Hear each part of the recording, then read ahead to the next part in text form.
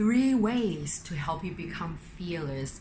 Hi everyone, this is Jane here from Authentic Energy, your transformation coach.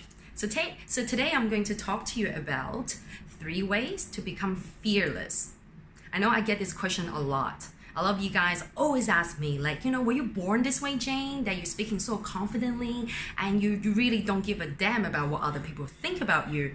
You know what? No. I was once a very, very shy person. I had this desire to express myself always, as a young girl, but I always found that when I had to speak or perform or do something in front of people, I would get really, really held back. I would have that fear. And also at times, especially during my teenagehood and also during college days and in my early 20s, I would get super self-conscious when it comes to doing anything public or even dealing with people. So, it's been so many years past and I've learned my lessons and I've gotten rid of the fear, and I can tell you guys that I can share my tips with you guys. So let's get into it. 3 ways to become fearless. Okay, remember this, guys. I hope you guys have a pen and paper. Write them down. Number 1, nobody cares. That's right, you heard it right. Nobody cares, what you're wearing. Nobody cares about your accent. Nobody cares about your hairstyle, makeup, anything. That is the truth. We are always thinking the opposite. Right? We're always thinking that, oh my God, what would these 10 people think about my hair? What would this person think of my accent? What would that person think of what I'm talking about? Right? Our mind is so busy thinking what other people think about ourselves. But the fact is, listen to this. Everybody on the street or everybody that you encounter is so busy thinking about themselves. Right? While you're busy thinking about what is she thinking about me? What is he thinking about me? That person, those people are busy thinking the same thing, right? You probably never heard of this before. How come?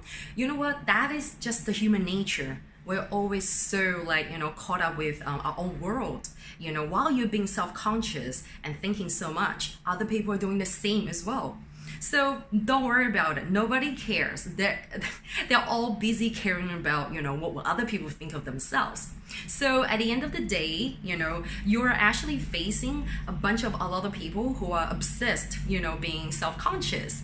While you're here being self-conscious and, having all these doubts and all this, noise in your head as well. So remember, number 1, nobody cares, okay? So once you learn that nobody cares, and that probably gives you a sense of relief, right? You're like, oh, okay, it's good to know that other people are too busy thinking about themselves, so I can just relax and be myself. That's right, you can think like that. Because the moment that you relax is the moment that you can be authentic, you can be yourself, right? And that's when you start to speak better, when your words flow better, and when your brain is at the state of just being natural and going with the flow. Okay, now number 2. How to become fearless. Number 2, okay, you have to stop creating stories in your head. Okay, right. So this point is actually related to number 1, all right? So you have so many things going on in your head, right? And, so I'll give you an example. Say, you're talking on stage, but you're so conscious of the fact that you're not speaking in your native tongue. Say if English is your second language, and you're trying your best to deliver a message, but you're so busy inside your head thinking that, oh, what if this person sitting in the front row is picking up all my grammar? Okay, what if that person there is thinking that I have a thick accent? Or, oh, I'm not making sense to this person. That person's not gonna believe me. That person's not gonna sit there. They're probably gonna stand up and leave. And oh my God, it's gonna tarnish my reputation. And oh my God, my career is ruined. And can you hear that? Can you hear how ridiculous this sounds?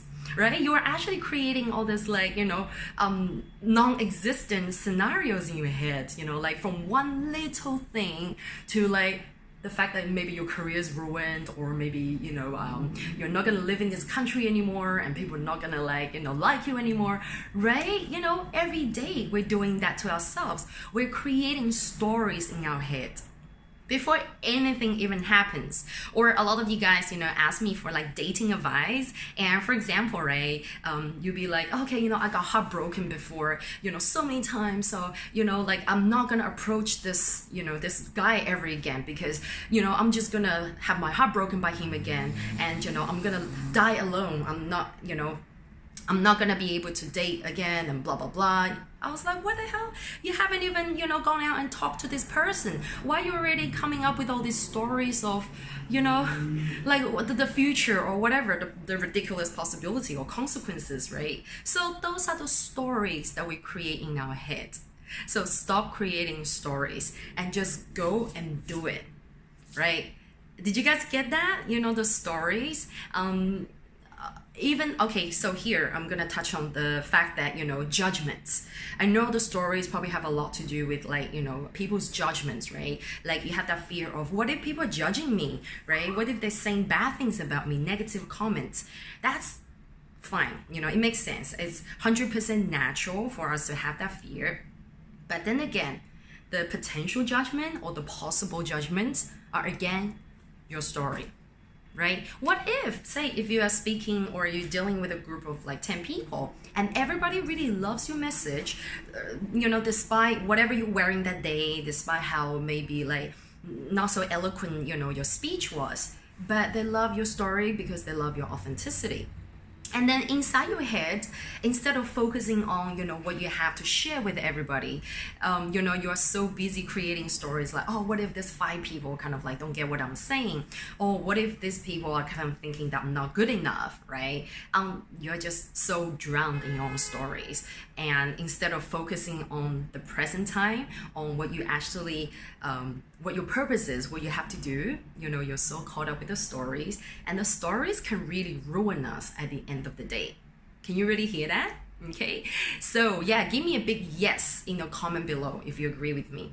Okay, now my third point. Thanks for staying with me, guys. I know you guys can resonate with my message here, right? That's why you're still here. You want to know number 3? You ready? Write it down. Number 3 is fix your mentality, fix your mindset on not enough. Not enough, write it down. How many times we tell ourselves that, okay, I'm not ready enough, okay, I'm not good enough for this, I am not pretty enough for whatever, my body's not good enough, like this diet plan is not good enough, right? How many times do we hear that? And a lot of times we hear that from ourselves.